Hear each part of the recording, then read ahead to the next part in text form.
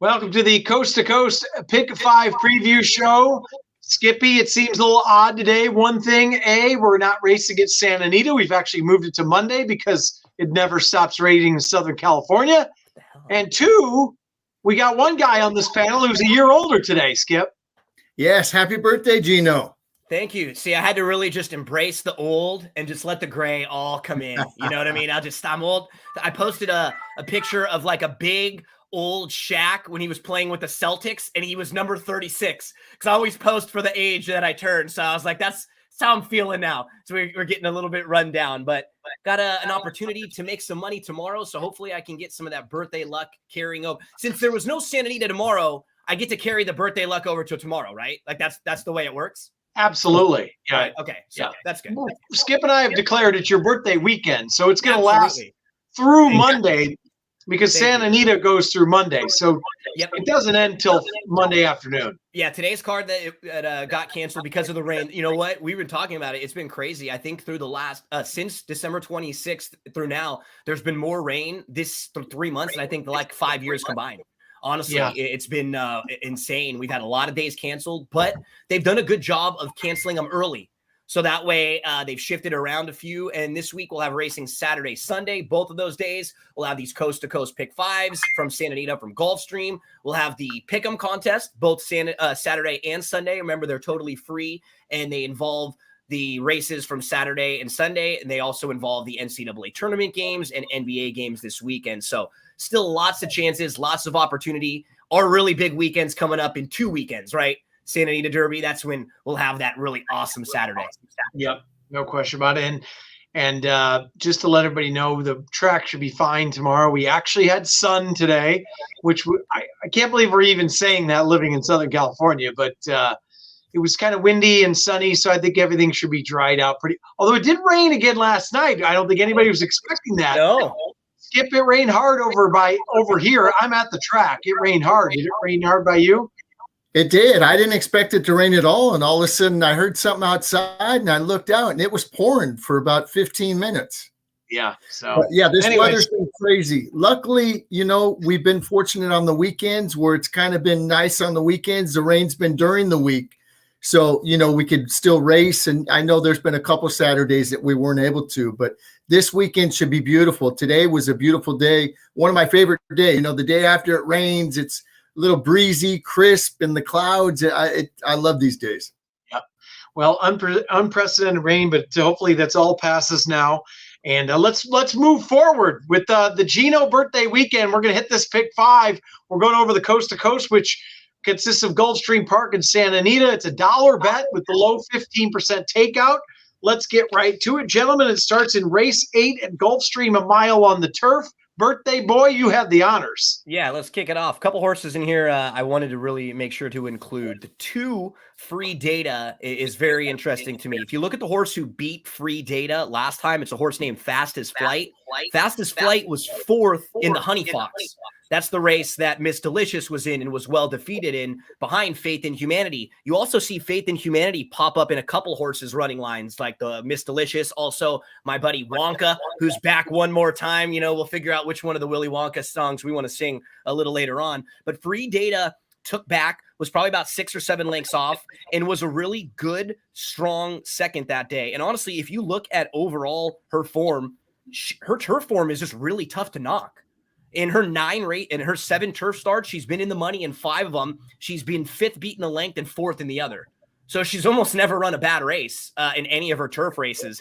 And I think she's really in a good spot here. The 2 Free Datas on all the tickets for me. Wonka is extremely consistent, just like a model of consistency, was very good. Sort of moved up to second last time out. Love in the Air got the jump on her. And then Chili Flag just ran this one down late.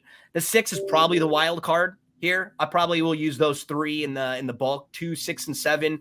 One I wasn't sure with, maybe you guys can help me out with, is the 9, Keyflower, who has some very good races, is a little bit classy. She was actually favored out here in Southern California last year in a grade 3. So we know that she's got some ability. She's just she hasn't been around in a while, and her last race was kind of a clunker. Those Woodbine races might be a little better than they would look at first glance. So Those would be the 4 on my radar, sort of putting the ticket together. Maybe I have to cut one out or so, but those are the horses who I had at first glance. Yeah, if you go back to the Keyflower, back when that horse was running well out here, you're talking about Neige Blanche, Canoodling, Queen Goddess, good horses out here. Neige Blanche is a 4-time graded stakes winner. Queen Goddess is a 4-time graded stakes winner. And the horse who beat her in the EP Taylor way back in October of 2021, that horse won 3 graded stakes races in a row. So she's definitely hooked some classy runners. So I don't know if something happened there, after a couple races, or she just needed a break, but that wouldn't surprise me. Because a mile is perfect for her too. Yeah. Right? Some of those races going a little longer too. Maybe like 1.25 miles is a tad long. Maybe 1.125 miles is a tad long. This could be the trip that she really likes. Yep. Skippy, I know you look at a lot of the workouts. Did you get to catch anything on the Chad Brown runner, the 6 Arena? Unfortunately, XBTV doesn't show those Payson Parks works, so I wasn't able to see him. But I'm going to go a little bit different than Gino here. I'm going to start off the ticket I put together with, I don't know, there could be scratches, but it's a little expensive. But I got 2 singles, and the ticket's $252, and I'm going to just single the 6 right here. I like this. Chad Brown started off kind of slow at Gulfstream, but he's been red hot lately, and first time Lasix. And I like this. I mean, it won a grade 3 back in Germany, and it got a 98 time for rating. I think that would blow this field away. I like it. I love the workout pattern. It hasn't missed a beat in the morning, and I'm just hoping that this horse is too good. Chad Brown does good with everything, but he really does good when Peter Brandt owns the horse. They have a really good connection and got some really nice horses. So I'm going to start off with a single, kicking off this coast to coast with the 6 Arena. That race is on YouTube. The grade 3 race too. You could find it on YouTube. The one from Germany, from July the 22nd. It was a good race. Group 3 win. The horse was close up, and then they took back to 4th. Was just behind horses. Seemed pretty handy. Like they could make decisions with the horse and just bring them back, and like just a classy horse. And was just always traveling well. Was loaded. They got her to settle down a little bit. And she just sort of loomed up, angled out 4 wide, a really nice big kick in between horses. It was a good effort, like no knocks on that race at all for her. It's just, will she be ready to rock? And will she take the transition? Because the racing is a lot different, right? The style of racing. But I think Skip's right. Like if she shows up with probably a B+ game, she's not one I'm trying to beat in here. I see that Zenyatta has joined the fray again behind you, Skip, I believe. She lets me stay in her room to do these. That's where the desk is. She's joining the show there. Yeah, I could see a tail or a leg or something there. Yeah. So, there she is. Hi, Zenyatta. Yeah, hi. Yeah, she looks very interested in what we're doing.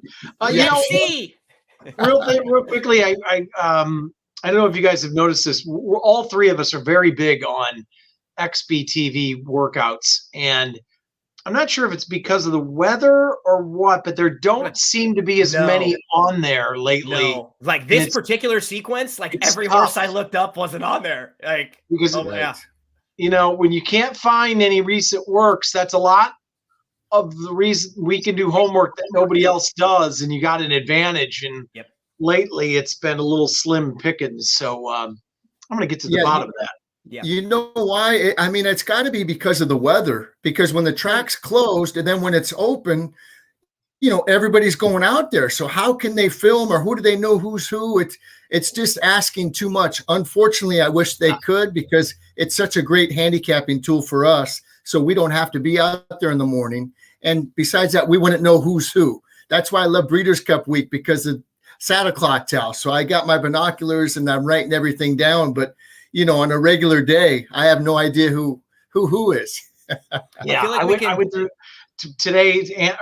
Saturday and Sundays for Santa Anita, and there were many works I couldn't find. And I think that's exactly what, like you said, they're the last month they've been getting in 1 day, 2 days. So you got 400 workers out there all of a sudden, and you just pick your spots. That's the thing too, is right now, if you're seeing patterns that might be a little bit off or something, maybe don't read into it quite as much, right? If there's like a work or so missing sometimes, and that's like a whole reason why you may not be using a horse, maybe be a little bit more forgiving, because there might be some in there that are missed. we can always just blame it on our old friend Brian Martinez, right? Exactly. I already have. I blamed him. I was going to say, actually. it's like we worked with him for years at TVG. We'll just throw him under the bus. His name was brought up several times today. But, come on, B-Mark. There's one good point. We'll move on. But it could be an advantage to shippers and in Northern California shippers because they can work on the all-weather. Yes. There are a lot of horses down here that are short because they're missing work. We've talked about this the last couple of weeks, but it is shown in the stretch. Horses and trainers that you never see get caught are because they're missing works. Yep. Right. And all the horses that are stabled, like at Santa Anita, they're all in the same boat, basically. You know what I mean?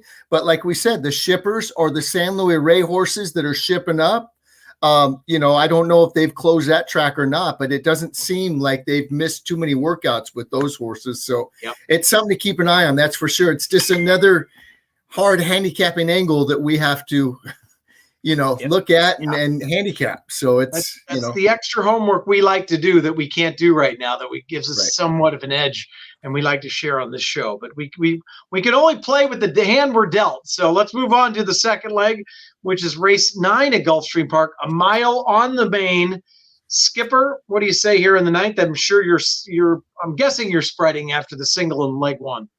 I am. I'm going to go 7 deep in here. I know that's a lot, but I think this has got a chance for a price. The first horse I'm going to use is a 4, Hercules. It loves Gulfstream Park. This horse has been claimed, 5 times out of its last 5 or 6 races. Very hot at the claim box. The trainer that claimed it wins at 25% first time out. So the 4 is going to be on my ticket. Tone Feeling, the 5, same deal. Loves Gulfstream Park. Got claimed the last 2. It's 1-2 in a row. Sharp form. The 6 will be the favorite. I got to use this horse too, although I don't really like it. I like a couple bombs in here. I think the 7, Acertico, has got a big shot. The trainer just claimed it, and he claimed it, and he owns it. I love to see that. He wins 25% first out. This horse, I think, will be in front. I think this horse is going to be in front, and the other speed is kind of drawn inside of him. The 5's got some speed, even the 6 has got a little, but I think with the speed drawn inside of this horse, I think Hernandez is going to break, and hopefully he'll just go and try to play come and catch me. But if they do, or some speed gets going with them inside, I definitely would use the 8 at 20-1, the Big Gray. This horse just got claimed last time for 8,000. It ran terrible, but the trainer wins 33% off the claim. But if you go back 4 races, this horse ran really good against one of the favorites in here, Mr. Titos. Had a little bit of trouble that day, had a good buyer, and it seems to like the one-turn, the sprints, the 7 furlongs, or the mile distance, the one-turn races. Those seem to be his better races. So the 8 at 21 is going to be on my ticket. The 9 is who I like the most. This horse is in really sharp form. Got claimed last time, but he ran second, 2 back, breaking from the rail. And then he gets off the rail, and he won very nicely last time. Hit the gate at the start, had a little trouble. But I like this horse at 10-1 the best, and I'm also going to add the 10.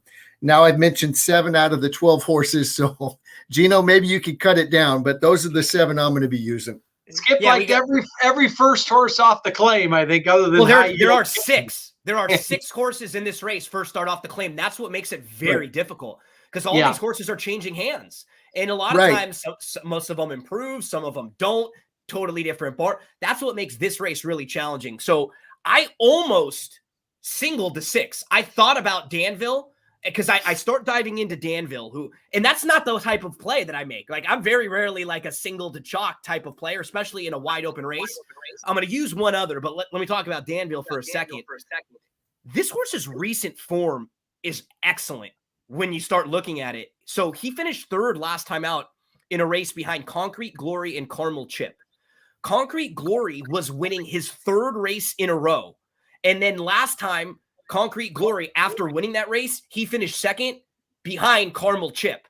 So when you look at those 2 horses and their recent form, the last 4 races for Concrete Glory, win with an 85 buyer, win with a 91 buyer, win with a 93 buyer, 2nd with a 95 buyer.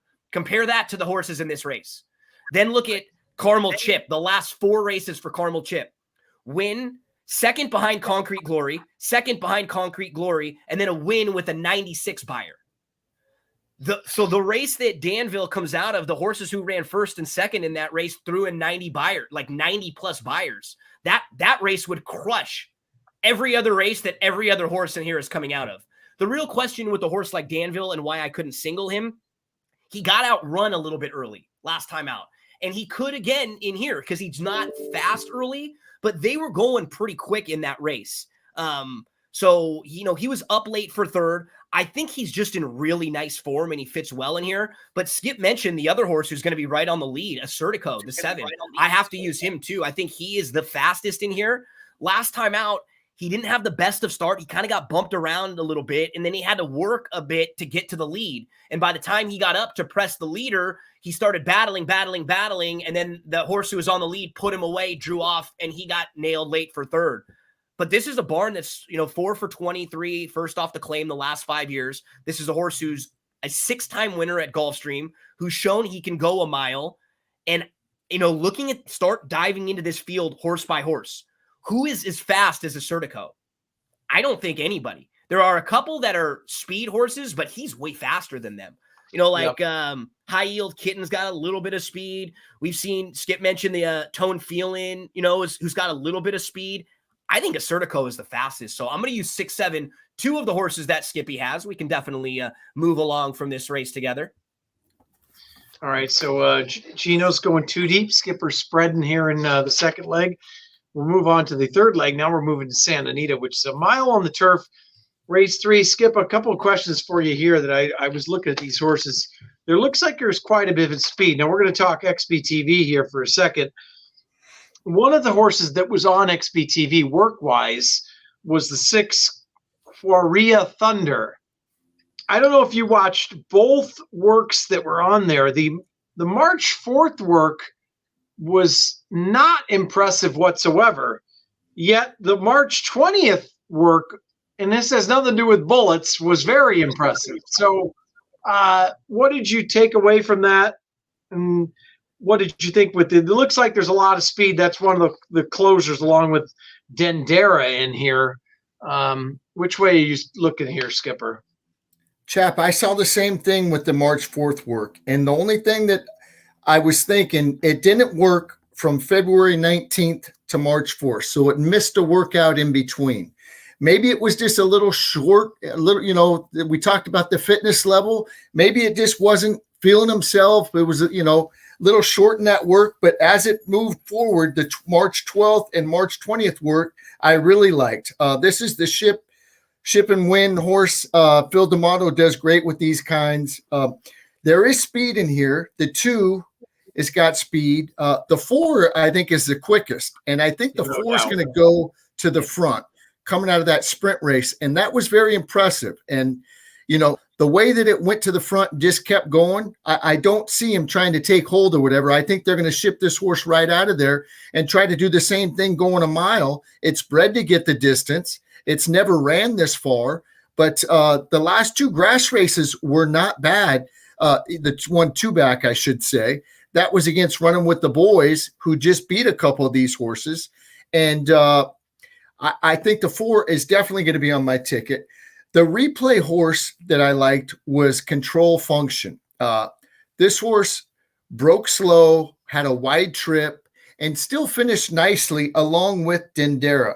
Dendera's coming off the break, so second off the bench, but I still like the way Control Function ran better than Dendera. Completely agree on that. I thought that of the 2 of them, Control Function had more trouble, was better, and should get maybe even the jump on Dendera, who really drops back and comes way out of it.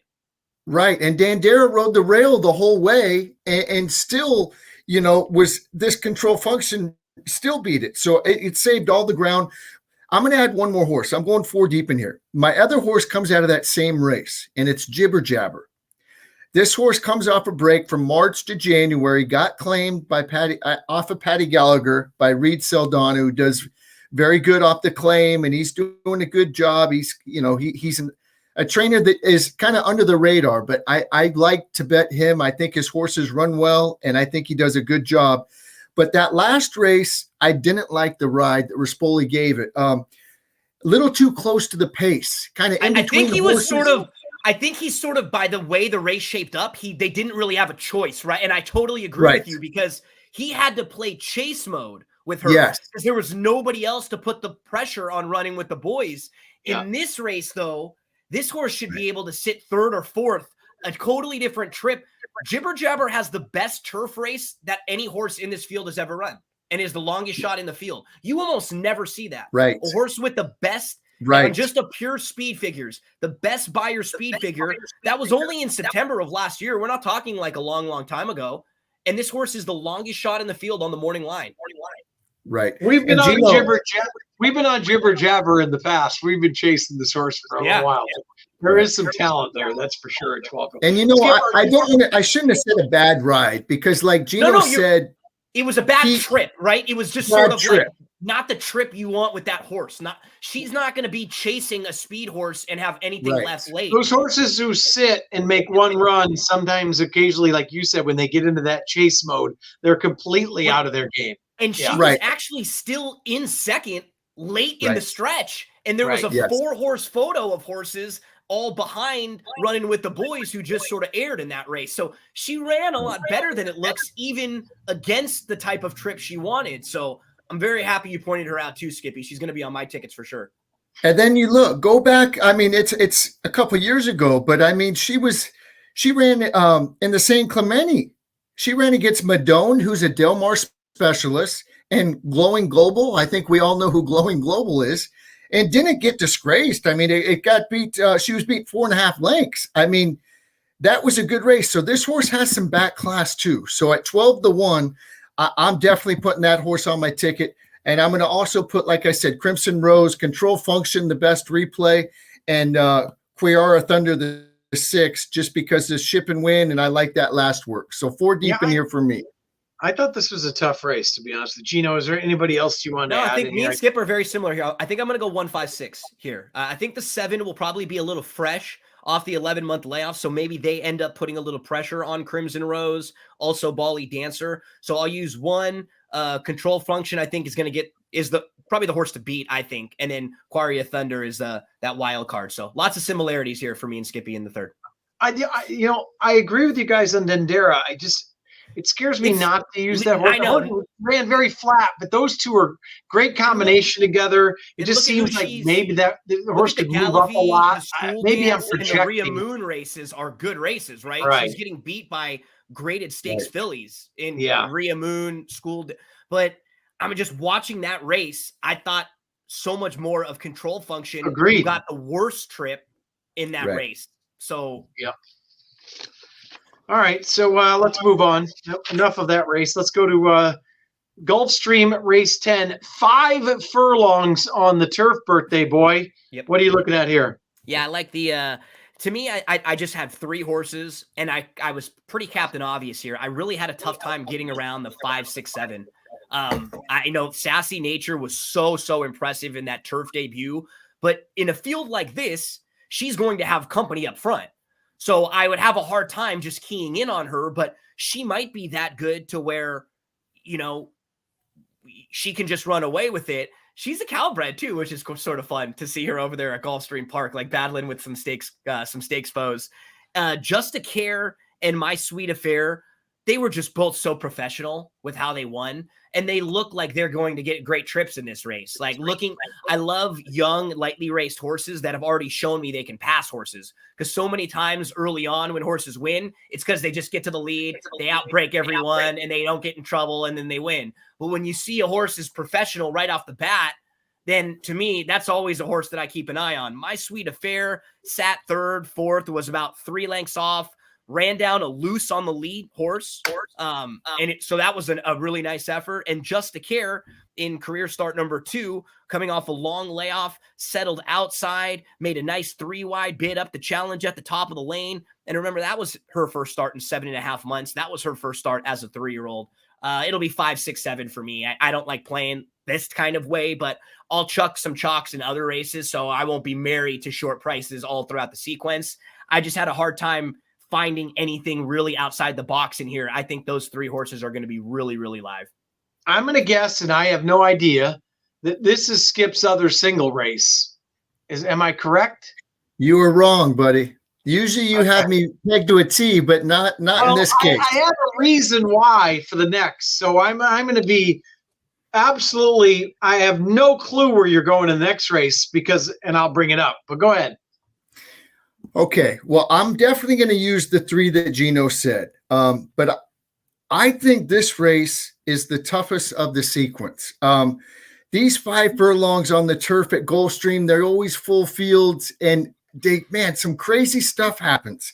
I'm definitely going to use the 1, Vibella. This horse comes out of the same race as Sassy Nature.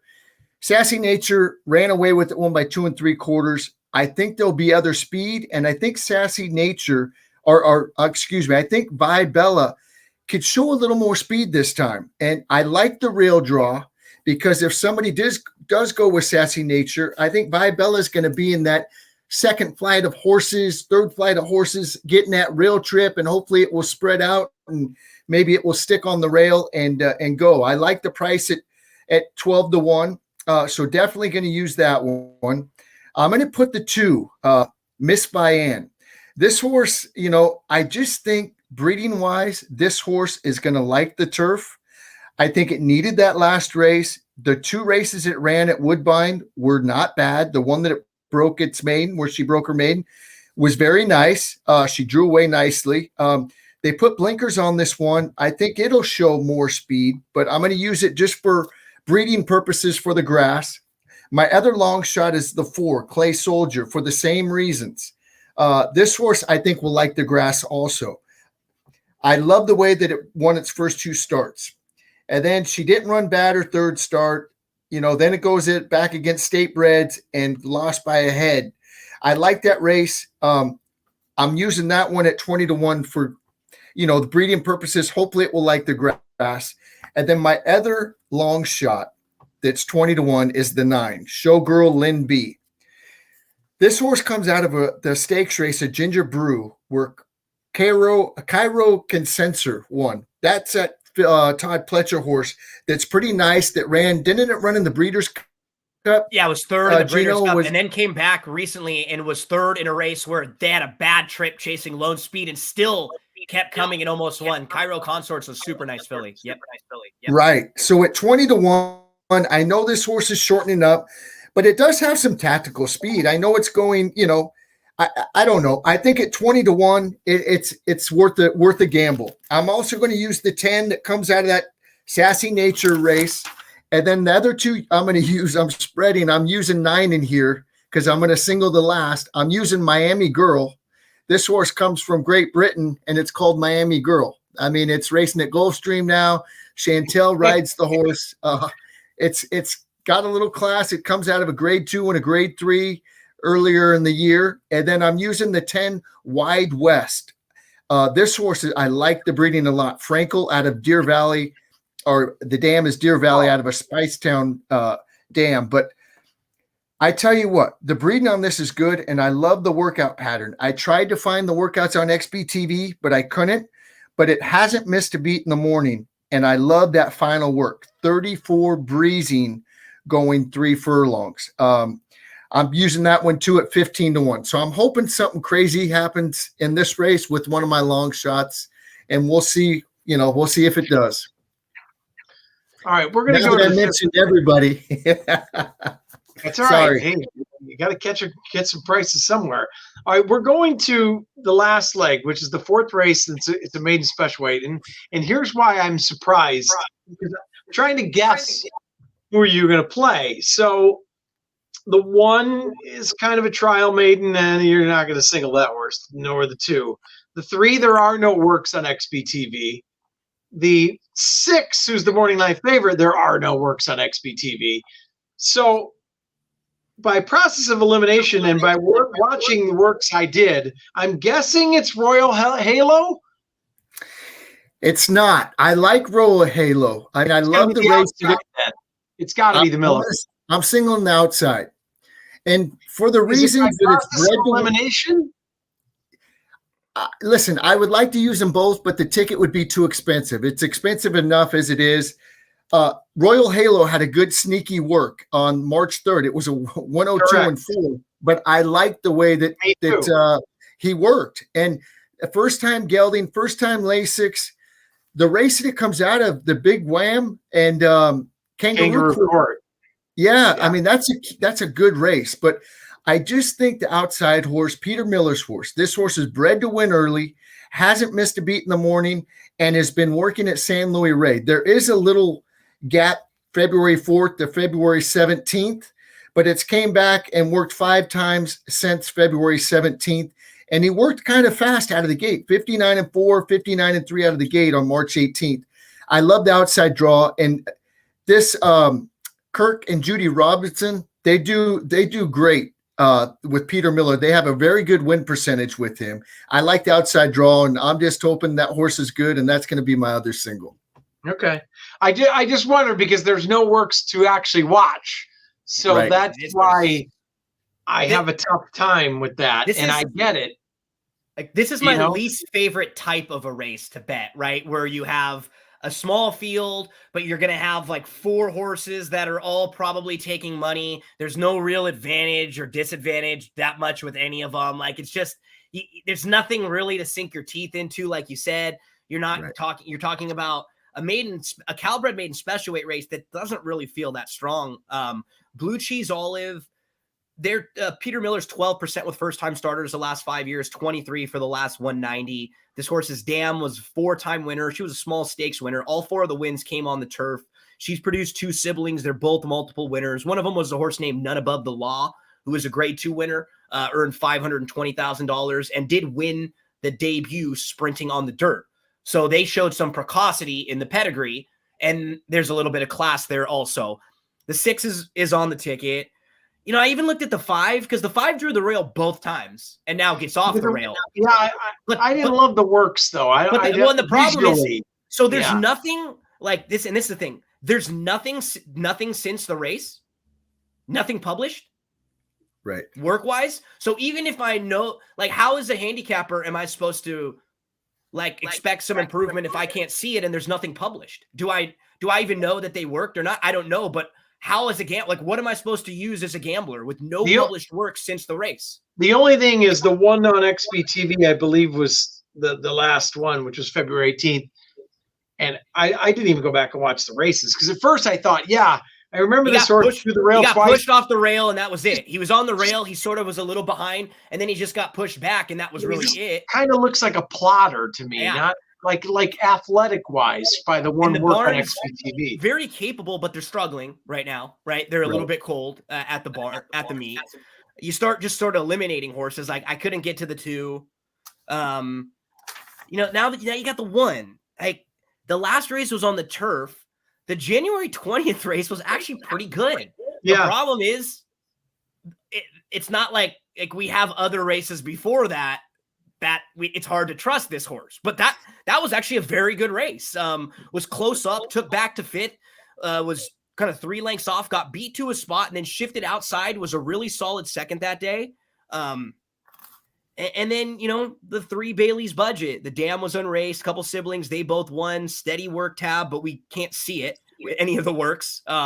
Wouldn't have to be much to beat this group. This barn has won with 2 of their last 26 first-time starters over their last 5 years. So while they're not like tearing it up, they're capable with winning with the right type of horse if they have it. Then you have Royal Halo, who Skip mentioned. Like this race was so difficult. It really was because there are 4 horses that I feel like could legitimately win. You probably can't use all 4 of them that are going to be between 2-1 and 4-1. So you have to kind of pick which ones you like a little more. Who do you like more though? Like, do you have the only visually appealing one on XBTV was Royal Halo, like Skip said on March 3rd. But our buddy Barry Spears, the sniper, he calls this the makeover package. You're getting a first-time gelding, a first-time Lasix, off a long layoff.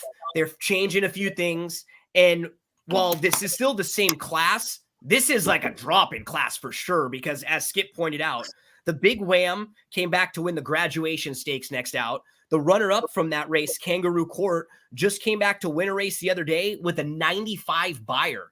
And they're talking about prepping one time and maybe running in the Pat Day Mile on the Kentucky Derby undercard. Like, that's how high they think of that horse. So, owned by George Sharp and bred by Richard Burton. June 12th, the only time Royal Halo ran against Open Company, the horse who was fourth in that race was a horse named Henry Q, who went over to Sunland and won the Mind That Burn Derby by 14 lengths with a 93 buyer speed figure, and is going back in the Sunland Derby. And that's the Del Mar Club. I think that's Verge's group, right? All those guys. Because he sent me a video of that horse after it went by open length, so I was assuming that was their horse too. So, I mean, I've talked because I'm confused in this race. I really am. I guess that, like, I guess by process of elimination, I'm on the 4 as my top selection, but man, I don't love anyone in here. 1, 3, 4, and 6, however many of those you can use. Yeah. They're sort of chalky, but I would lean 4, I guess 4, 6, 3, 1 if I had to put them in order, but don't love that. All right. Race. Best bet on the day, gentlemen. We'll get out of here. It doesn't have to be in this sequence. Gino? Yeah, I'm going to go right off the bat at Gulfstream in the 8th race, the number 2 Free Data. I think Free Data is going to probably be in that 6-ish to 1 range. Throw Free Data in to any of your late exotics. It kicks off the late pick 4 at Gulfstream. It kicks off the coast to coast pick 5. So the 2 Free Data. Skipper, you going beer game against him? No, I'm not going to go beer game against him. Although I should, but I don't want to take the birthday boy's beer. I don't want to have to. I appreciate it. If I lose money, I don't need to lose a beer too, right? Like, I don't need to lose that. Best bet for me, I'm going to go to Santa Anita, and it's not a price, but I love the way that this horse won first time out. I gave it on the radio as the Cowbred of the Week. It's race 7. It's number 5, Old Pal. This horse got off terribly. I mean, brutal. And then steadied a little bit and came wide and galloped out good, lost by 3.5 lengths. They bet it way down. This horse is bred to be a nice one. I think the stretch out is what the doctor ordered. Mark Glatt does great with the stretch out. He sprint a route. He wins 25% of the time. JJ Hernandez stays aboard. I think Old Pal will be my late pick 5, pick 4 single, and my best bet of the day at Santa Anita. It almost looks like I have Old Pal sitting here, but I was debating whether to get it out or not just because it was 8-5. But it almost looked like they gave that horse the race. They didn't even let it run until the top of the stretch. Yeah. And even mid-stretch. And then it galloped out monstrous. Right. It looked like a let's give him one till we go long type of effort, right? I think once he broke bad, or then they that's what they if it breaks good, then let's just win it. But once it broke bad, let's just give it one, school it a little bit, wait for next time. And that's kind of what I saw too. And we'll see what happens. I didn't like giving out my best bet at 8-5, but what are you gonna do? We got to be honest. Tomorrow's card at Santa Anita is not the greatest one in the world, right? There's just not a lot of opportunities with big fields for the type of horses that we're looking for. So if maybe that's a horse that you can key on and build some exotics, then tomorrow there's just not as many opportunities. I think some people may have been a little scared to enter their horses tomorrow with the rain that had been coming up earlier in the week. So maybe we see next week and in 2 weeks when we have a big day, I think the fields will be a little bit bigger, but there's just been so much. And I think, because of the weather, that the horses are short, so they're not entering them because they miss several works. You know what I mean? They need another work or two, or the race that they were going to be in is now they're short again. So it'll be a little better. And if anybody else wants to get more information on all these races and good stuff from all the handicappers, 8:00 tomorrow morning with you two gentlemen, right, Chappie? Yeah, 8 to 9 Borderline Sports Show, AM 830, AM830.net, or TML AM 830 on Facebook, Instagram, and Twitter Live. All 3 of us will be there. Skipper, I'm real quick. I'm right with you, Old Pal. We are all 3 of us like to be no chalk zone.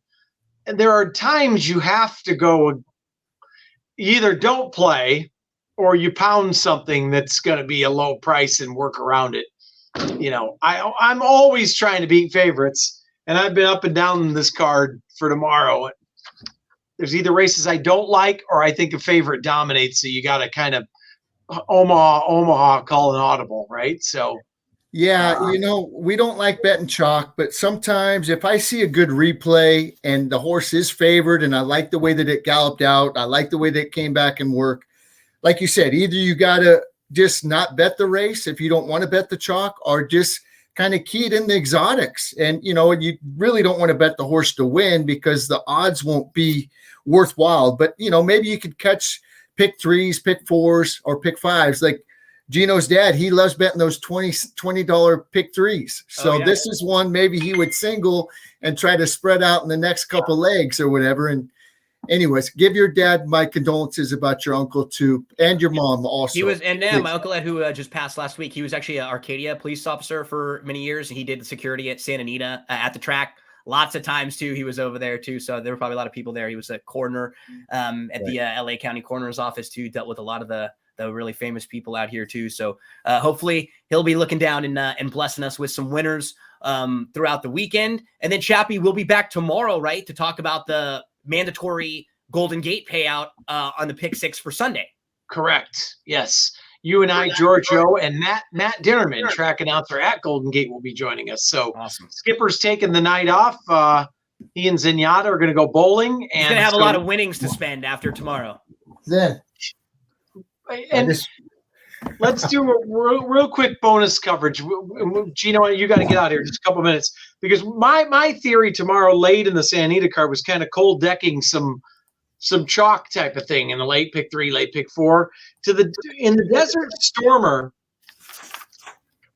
If Elm Drive is 80% of Elm Drive, because Dance to the Music could be lone speed, but Dance to the Music, here's another problem. You got to go ways back. There was no recent XBTV works on that. But that Dance to the Music was not working like Dance to the Music leading up to that last race in February. Are you guys seeing what I'm seeing? Or yeah, I have a tough time getting around Elm Drive. I really do.